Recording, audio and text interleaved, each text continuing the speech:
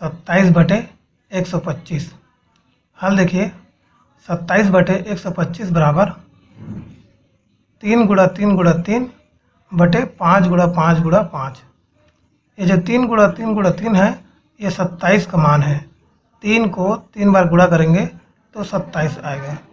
और जो 5 गुणा 5 गुणा 5 है, 5 को 3 बार गुणा करेंगे तो 125 आएगा। अब ये कैसे पता चलेगा कि 27 का मान 3 को 3 बार गुणा करने पर आएगा, 125 का मान 5 को 3 बार गुणा करने पर आएगा।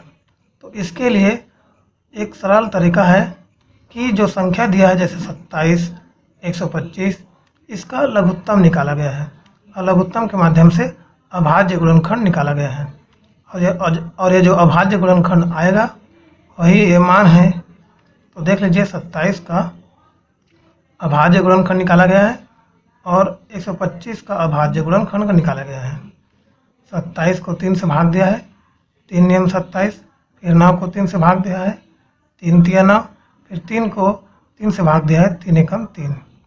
और 125 को भी 5 से भाग दिया है, 5 दूनी 10, 2 बचा, 2 5 25 हो गया, 5 पंछे 25। फिर 25 को 5 से भाग दिया है, 5 पंछे 25 और 5 को 5 से भाग दिया है, 5 एकम 5।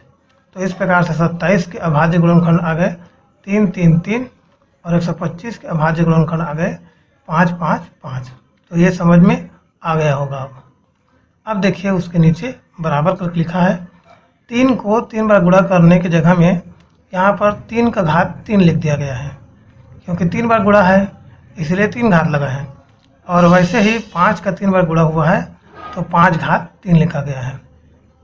उसके बाद देखिए अगले स्टेप में बराबर करके 3/5 को कोष्ठक से घेरा गया है और बाहर में 3 घात लगाया गया है, क्योंकि दोनों में घात 3 लगा है इसीलिए दोनों के घात को हटा करके कोष्ठक लगा करके बाहर में 3 घात लगाया गया है।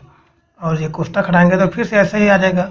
अभी इस प्रकार से 3/5 पूरे का घात 3 आंसर आया।